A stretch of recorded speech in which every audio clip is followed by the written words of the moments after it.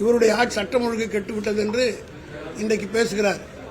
இவருடைய ஆட்சியில் ஒரு வழக்கறிஞர் கொலை செய்யப்பட்டார் என்ற சம்பவத்தை வைத்துக் கொண்டு சட்டம் ஒழுங்கே கெட்டுவிட்டது என்று சொல்கிறார். இவர்கள் ஆட்சியில் நடக்கவில்லையா? இதே சென்னையிலே ஒரு மத்திய அமைச்சராக இருந்த தலித் எழுமறை அவருடைய மருமகனே கொலை செய்யப்பட்டார். அந்த வழக்கிலே நேற்று 2 நாட்களுக்கு முன்பு தான் தீர்ப்பு கூட வந்தது. நீங்கள் எல்லாம் ஊடகங்களை வெளியிட்டிருக்கிறீர்கள். அது யாருடைய ஆட்சியில் நடந்தது?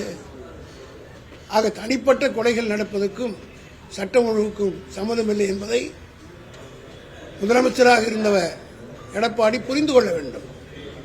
இப்பொழுது அங்கே ஒசூரிலே வழக்கறிஞர் கொலை செய்யப்பட்டது கூட தனிப்பட்ட விவகாரம், காதல் விவகாரம். உடனடியாக சம்பந்தப்பட்டவர் கொலை செய்தவரும் கைது செய்யப்பட்டிருக்கிறார். அதேபோல தஞ்சாவூரிலே ஒரு ஆசிரியை கொலை செய்யப்பட்டதை எடப்பாடி சொல்கிறார். அதுவும் தனிப்பட்ட தகராறு. அதாவது சட்டம் ஒழுங்கு என்பது என்ன என்பதை முதலிலே எடப்பாடி புரிந்து கொள்ள வேண்டும். தூத்துக்குடியில் நடைபெற்றது சட்டம் ஒழுங்கு பிரச்சனை. 13 பேரை சுட்டுக் கொன்றது எடப்பாடி. அது என்ன சொன்னார்? நான் டிவியிலே பார்த்து தான் தெரிந்து கொண்டேன் என்று சொன்னவர் தானே எடப்பாடி.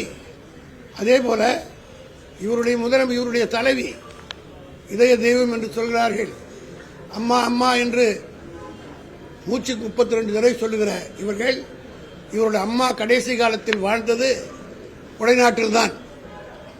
ஏறத்தாழ 3 ஆண்டு காலம் அவர்கள் முதலமைச்சராக இருந்தபோதே கொடைநாட்டில் இருந்து தான் இங்கே கவர்மெண்டே நடத்தி கொண்டிருந்தார். இதெல்லாம் நாட்டு மக்கள் மறந்திருக்க மாட்டார்கள். அதிகாரிகள் எல்லாம் காலையிலே கோயம்புத்தூர் பிளைட்டில் போவார்கள், கொடைநாட்டில் சந்தித்து விட்டு இரவு வந்து வருவார்கள். ஆக கொடைநாட்டிலே உட்கார்ந்து கொண்டு அந்த அம்மையார் வாழ்ந்து அரசியல் கடைசி காலத்தில் இருந்த இடம் கொடைநாடு என்பது எல்லோருக்கும் தெரியும், அதிகாரிகளுக்கும் தெரியும்.